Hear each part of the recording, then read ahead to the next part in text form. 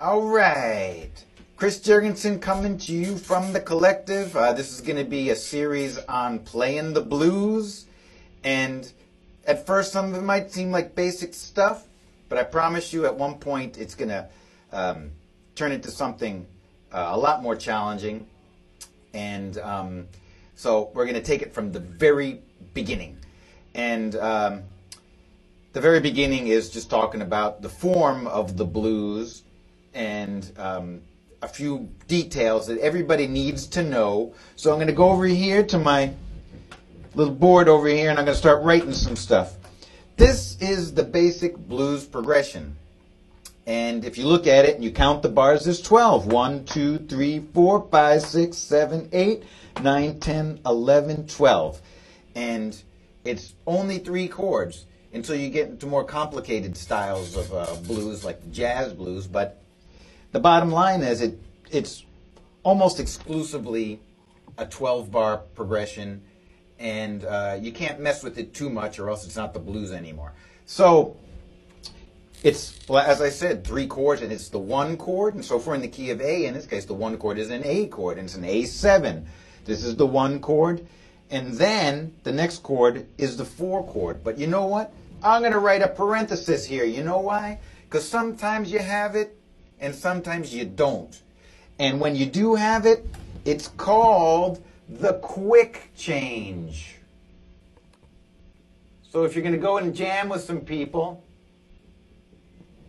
and you're going to describe that you're going to play a blues, you got to say if it has the quick change or not. In this case, maybe, there's only 3 tempos with the blues, and it's slow, medium, or fast. And so you say it's a medium blues in A with the quick change. And then any kind of normal musician knows what you're talking about.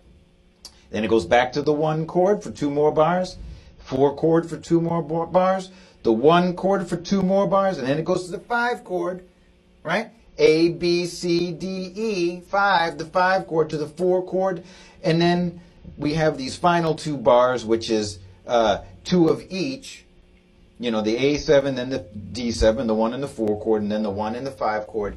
And we often call this the turnaround.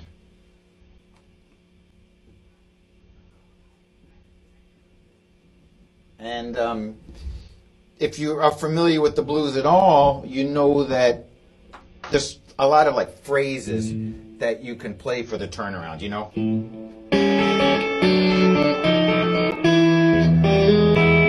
get things like this, or, some people just play through it. Or,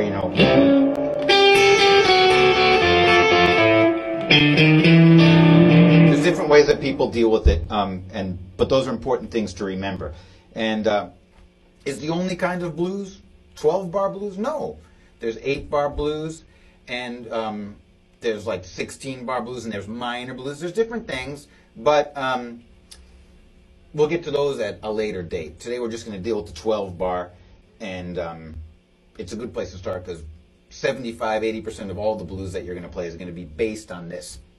So today I'm going to talk about 2 different things in this lesson, and one is going to be how to play rhythm, and the other thing is how to play a solo.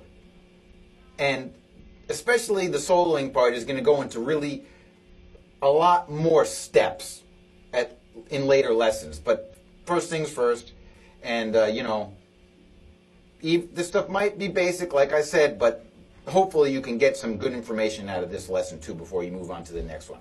Okay, so anyways, what we're going to do here is, first I'm going to talk about chords. Now, my suggestion with chords, and this is just my personal opinion, is that I don't think people need to be playing big old chords. What I mean by big is that you don't need 6 strings for your chords. So, I know that you probably know the chords like A7, D7, but I'm going to suggest that you learn to trim these down and make them a little bit more compact. So what I'm going to do here, if you got the guitar in your hands, grab that standard A7 chord that you know, and look at the 4th string, the 3rd string, and the 2nd string, and that's all I want you to play right now. Right? So, now what you can do with this chord is that, which makes it super cool, is that you hammer on that 3rd string note with your middle finger by going like this. And I'm going to show you another little trick, is that if you put your 3rd finger up here, it's almost like a D chord, I guess that's probably what it is. It's a great trick for playing this kind of blues. One thing I wanted to mention is that I think I've sort of broken up the rhythm style into 3 types. Generally, how it seems to me anyways, is that it's either left hand of the piano, right hand of the piano, or like a horn part.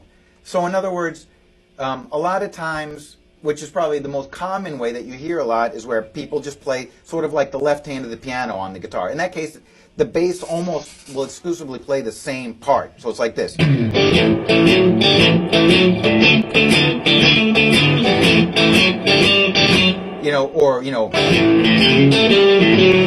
Or this kind of thing. But I'm not going to talk about that so much today. The other part is the right hand on the piano. So when you think of a piano player playing boogie woogie or something, you got the bass line going dun dun dun dun dun, and then you got the right hand playing the chords on the upbeat. So it's like this kind of thing.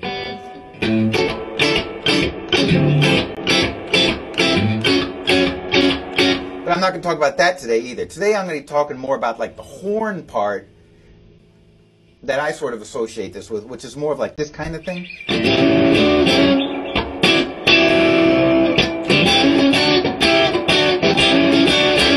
So that's what I'm going to talk about today. So anyways, going back to my original point, you're going to hammer it on, and then you can play a little D looking thing, which is really the 7th fret on the 4th, 3rd, and 2nd string. So if you're not used to that, just do it now. Go like this. And you can also play this little thing up here, which is on the 9th and 8th fret of the 2nd string.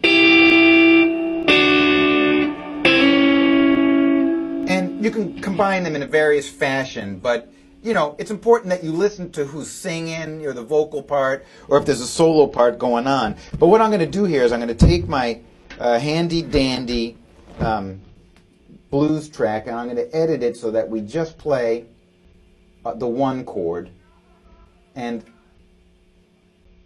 we're just going to mess around with this A chord, all right? So this is what we're going to do. Here we go.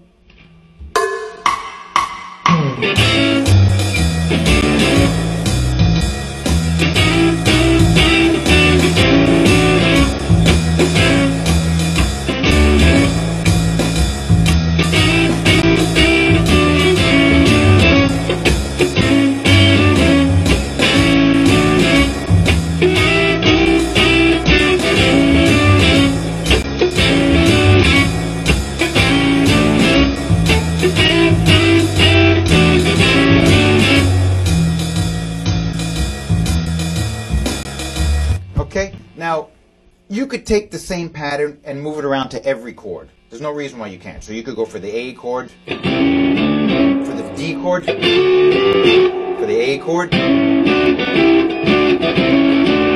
the D chord, A chord, 5 chord.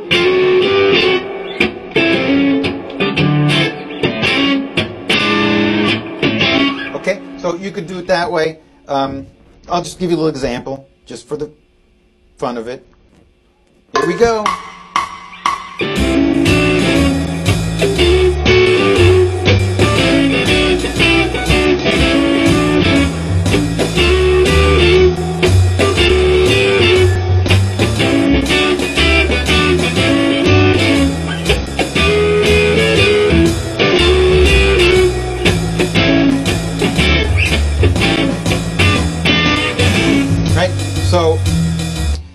next I'm going to talk about doing a whole different chords for the 4 chord and the 5 chord. So I'll just write that in here so you can check it out in your free time. And it's important to keep in mind where the root is, even though you're not necessarily playing it, but it's here, right? That's where that A note is. So I'll just mark it here, even though you might not have to play it. And what we played was like this kind of thing. And if you recall, I sort of hammered this on, right, from the one below, if that makes sense. Now, if you want to play a good D chord, you can play a D9 chord, which looks like this. Same 5th fret, like that. Root's over here. That's one good example. Sometimes for the 5 chord, the E chord here, I play a chord like this. Let me see if I can get this right. It's like this, this. That's totally wrong, but I can fix it by going like this. This one, and this one. The root would be over here. Whether you play it or not is your own business. But that's what it looks like. So let's just look at it, okay? Here's the 1 chord, the 4 chord, back to the 1 chord. You could do that thing. 4 chord, right? Now we're going to go to the 1 chord again. The 5 chord. The D9 chord, then the A chord. D9, A, and then the 5 chord. So let's just check that out. Here we go.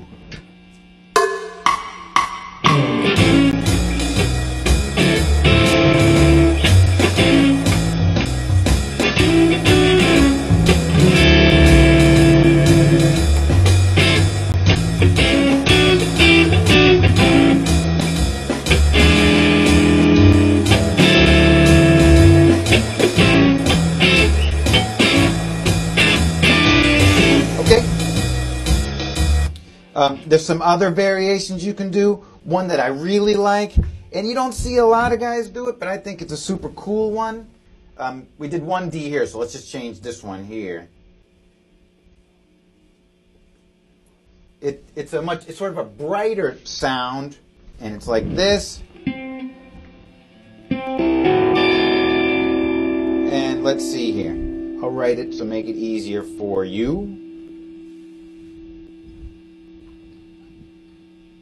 I think I'm doing this right. There it is. Now, if you got to find the root, this is a little confusing, right? If you got to find the root, it's over here, but it's also on the top of the chord. So if you know that's a D note, you can find it. I think this is a great sound, and so I'll incorporate this exactly where I wrote it, if I remember correctly. So here we go.